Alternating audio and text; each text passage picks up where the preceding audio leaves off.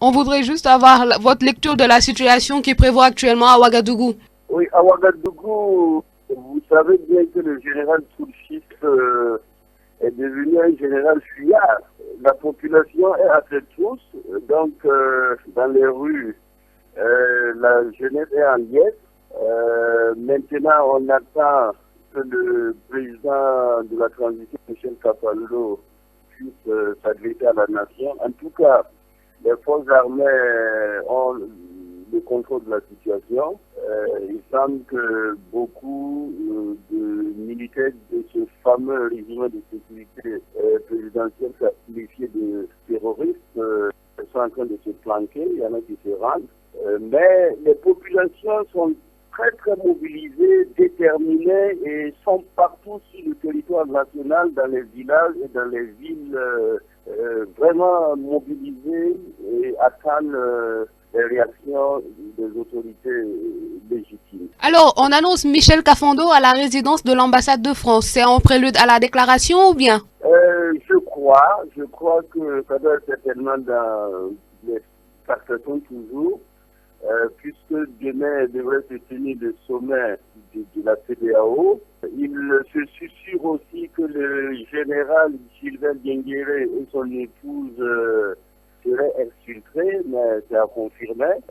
Je pense que dans l'un ou dans l'autre cas de figure, ce qui est important pour le peuple burkinabé, c'est de savoir se mobiliser face à un régime fabriqué et instrumentalisé par Blaise Compaoré et son ami Gilbert Diendéré, qui a fait ce que toute l'Afrique a appelé le coup d'État le plus absurde, mais face en tout cas à la détermination et à la bravoure de notre peuple, aujourd'hui on peut dire que c'est une grande victoire, c'est une libération.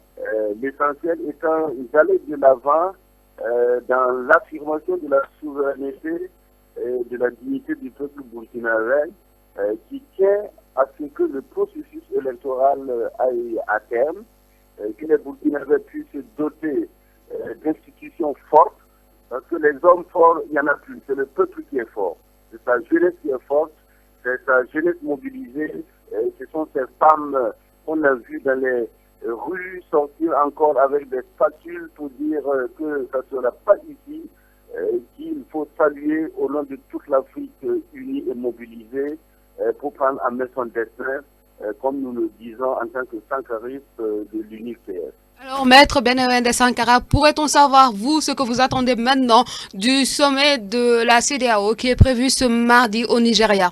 En réalité, nous n'attendons plus rien du sommet. Je crois que les chefs d'État ont accouru aux cheveux du Burkina Faso quand il y a eu l'insurrection. La CEDEAO a quand même approuvé la charte de la transition. Nous avons rappelé au président Macky Sall qui conduit la médiation tous les instruments et tout ce que la CEDEAO a voulu. C'est ça qu'il faut féliciter. Et n'est pas du tout apporter une prime à l'impunité, parce que les Burkinabés ont été véritablement révoltés quand ils ont vu sur le schéma de sortie des prix qu'on parlait d'amnistie pour le RSE. Ça a été vraiment la goutte d'eau qui a fait déborder le vase, parce qu'il est inadmissible que les régime de sécurité présidentielle soit absous. Aujourd'hui, le communiqué du général Zagré qui a ordonné au régime de sécurité présidentielle de se mettre sous sa coupe, sous son commandement, c'est la preuve d'un début du démantèlement de ce régime qui est là depuis 1995, depuis 20 ans, fabriqué de toutes pièces par un régime que nous-mêmes nous avons déboulonné par une insurrection. Donc, c'est ça qui fait que nous pensons que la CEDEAO doit respecter la souveraineté du peuple burkinabé, respecter les peuples africains et que les dirigeants doivent être en phase avec, bien sûr, la volonté de leur propre peuple. Mais attendons de voir, je ne crois pas que la CEDEAO puisse ramener à contre-courant et de la légalité et de ce que nos populations veulent, et que de toutes les façons, il y a déjà des chefs d'État qui se sont exprimés pour ne pas reconnaître le schéma qui a été proposé à Ouagadougou par la CEDEAO. Merci beaucoup, Maître Benewende Sankara. C'est moi qui vous dis.